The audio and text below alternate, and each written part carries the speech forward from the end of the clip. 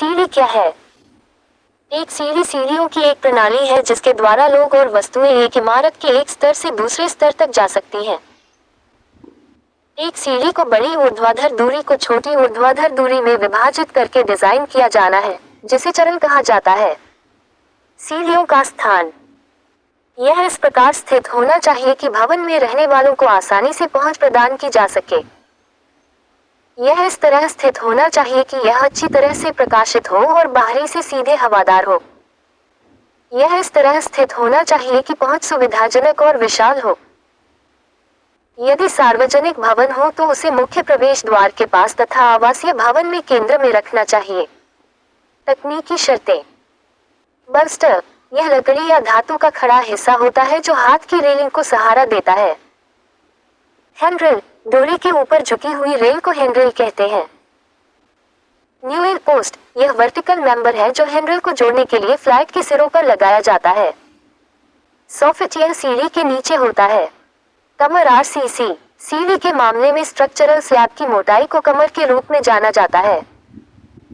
Notching, यह riser के चेहरे से परे चलने का प्रोजेक्टिंग हिस्सा है। अच्छा वास्तु प्रभाव देने के लिए इसे गोल किया जाता है। स्कोटिया, यह सीढ़ी की ऊंचाई बढ़ाने के लिए नोचेन के नीचे प्रदान की जाने वाली ढलाई है।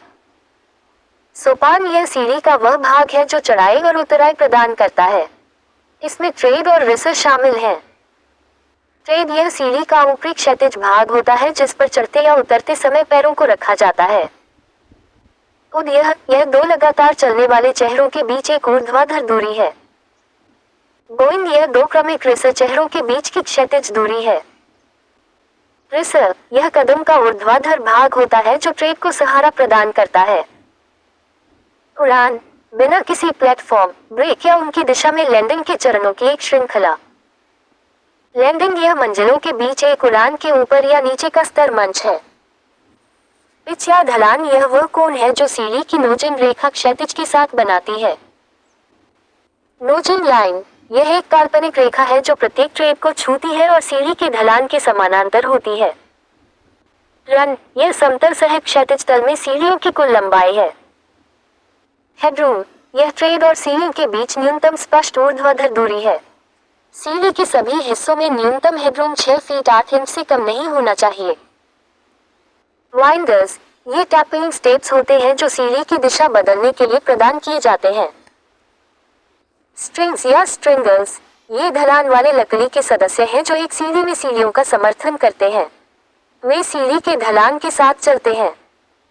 कटघरा या बैरिस्टर, रेलिंग और कटघरे के संयुक्त ढांचे को कटघरा या बैरिस्टर कहते हैं। वॉकिंग लाइन, चढ़ते या उतरते समय सीढ़ियों पर लोगों की आवाजाही की अनुमानित रेखा को वॉकिंग लाइन के रूप में जाना जाता है और यह रेलिंग के केंद्र से 450 मिलीमीटर की दूरी पर स्थित होती है। लैंडिंग की लंबाई चरणों की चौड़ाई के बराबर या उससे अधिक होनी चाहिए। चरणों के प्रकार: 1. Bullnose step, 2. Round ended step, 3. Commode कदम, 4. डांसिंग स्टेप या balancing step, 5. Splayed step, 6. Winder. 1. Bullnose step, यह आमतौर पर नई पोस्ट के सामने प्रोजेक्ट करते हुए उड़ान के निचले भाग में प्रदान किया जाता है। यह एक वृत्त के चतुर्भुज के नए रूप के पास समाप्त होता है। 2. Round ended step, rounded step bullnose step के समान होता है, सिवाय इसके कि इसका एक अर्ध गोलाकार सिरा होता है जो स्ट्रिंग से बाहर निकलता है। 3. कमोड स्टेप, एक कमोड स्टेप में घुमावदार ट्रेड और राइजा होता है। 4. डांसिंग स्टेप्स या बैलेंसिंग स्टेप्स, डांसिंग स्टेप्स वाइंडर्स होते हैं जो एक सामान्य केंद्र से विकीर्ण नहीं होते हैं। 5. चलनी सीढ़ी, सीढ़ी का एक सिरा या दोनों सिरे योजना में फैले हुए होते हैं। 6. वाइंडर्स, वाइंडर्स स्टेपिंग स्टेप्स होते हैं, जैसे वे जो आमतौर पर एक नए पोस्ट के केंद्र में स्थित बिंदु से निकलते हैं। सीढ़ियों के प्रकार: 1. सीधी उड़ान, 2. चौथाई मोड़, 3. आधा मोड़, 4. Open well half turn, 5. Open well quarter turn, 6. गोलाकार सीढ़ियाँ, 7. ज्यामितीय सीढ़ियाँ, 8. द्विभाजित सीढ़ियाँ। 1. सीधी उड़ान, सभी कदम एक दिशा में। सीढ़ी व्यवस्था का सबसे सरल रूप, इसमें एक या अधिक उड़ानें शामिल हो सकती हैं। उनका उपयोग तब किया जाता है जब सीढ़ियों के लिए उपलब्ध जगह लंबी लेकिन चौड़ाई में संकीर्ण होती है। लैंडिंग के साथ, लैंडिंग के बिना। 2. क्वार्टर टन सीढ़ियाँ। एक समकोण से मुड़ने वाली सीढ़ी को क्वार्टर टन सीढ़ियों के रूप में जाना जाता है। विभाजित सीढ़ियाँ। यदि एक चौथाई मोड़ वाली सीढ़ी को लैंडिंग के समय 2 उड़ानों में बांट दिया जाता है तो इसे द्विभाजित सीढ़ी के रूप में जाना जाता है। इस प्रकार की सीढ़ी आमतौर पर प्रवेश कक्ष के पास सार्वजनिक भवनों में उपयोग की जाती है। सीढ़ी के नीचे एक व्यापक उड़ान है जो लैंडिंग पर 2 संकरी उड़ानों में विभाजित हो जाती है। एक बाएं मुड़ता है और दूसरा दाएं मुड़ता है। इस सीढ़ी में या तो समान या असमान उड़ानें हैं। 3. कुत्ते की टांगों वाला। डॉग लेग सीढ़ियाँ वे सीढ़ियाँ हैं जिनमें उपयोगकर्ता एक उड़ान तक चढ़ता है और एक 80 डिग्री पर मुड़ता है और फिर विपरीत दिशा में सीढ़ियाँ चढ़ता है। डॉग लेग सीढ़ी के मामले में उड़ानें विपरीत दिशाओं में चलती हैं और योजना में उनके बीच कोई जगह नहीं होती है।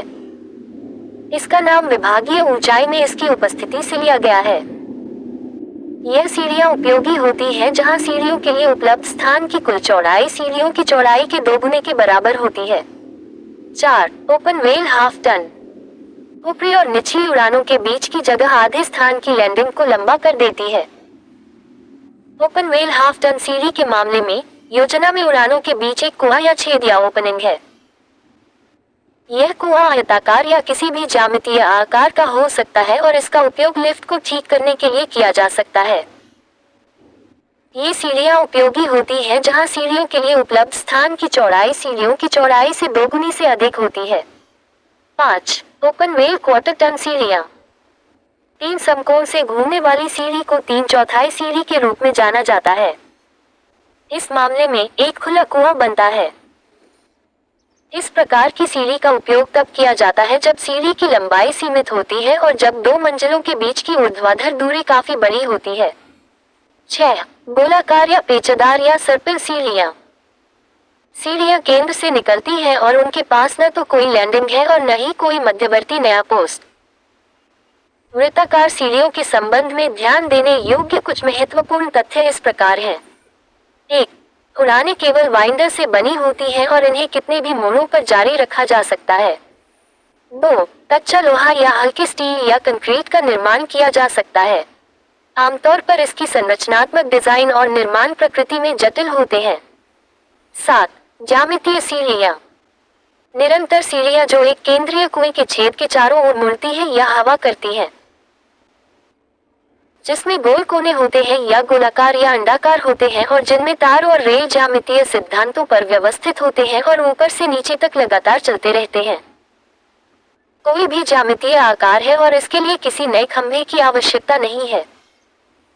हैंडल बिना किसी रुकावट और बिना किसी कोणीय घुमाव के चलती रहती है।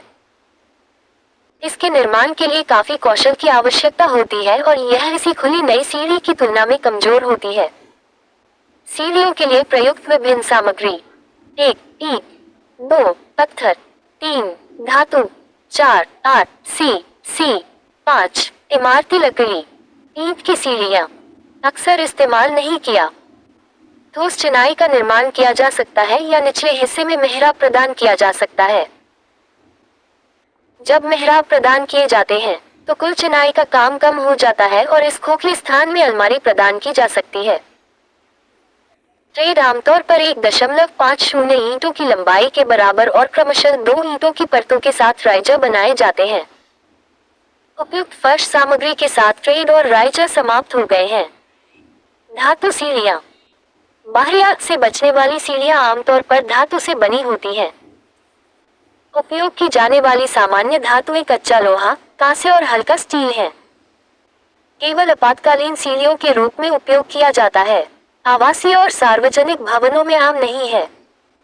ज्यादातर कारखानों, गोदामों, कार्यशालाओं आदि में उपयोग किया जाता है।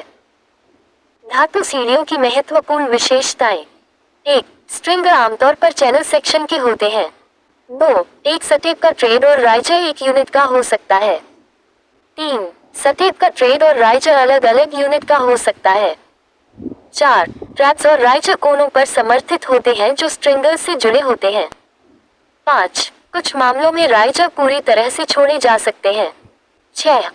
कास्ट आयरन की सर्पिल सीढ़ियां केंद्र में तय की गई कास्ट आयरन न्यूवेल से बनी होती हैं, जिसके चारों ओर कास्ट आयरन सीढ़ियां तय होती हैं। 7. धातु की सीढ़ियों के लिए पाइप के रेलिंग के साथ धातु के गुच्छों का उपयोग किया जाता है। सी सीढ़ियां आमतौर पर आवासीय, सार्वजनिक और औद्योगिक भवनों के सभी प्रकार के निर्माण में उपयोग किया जाता है।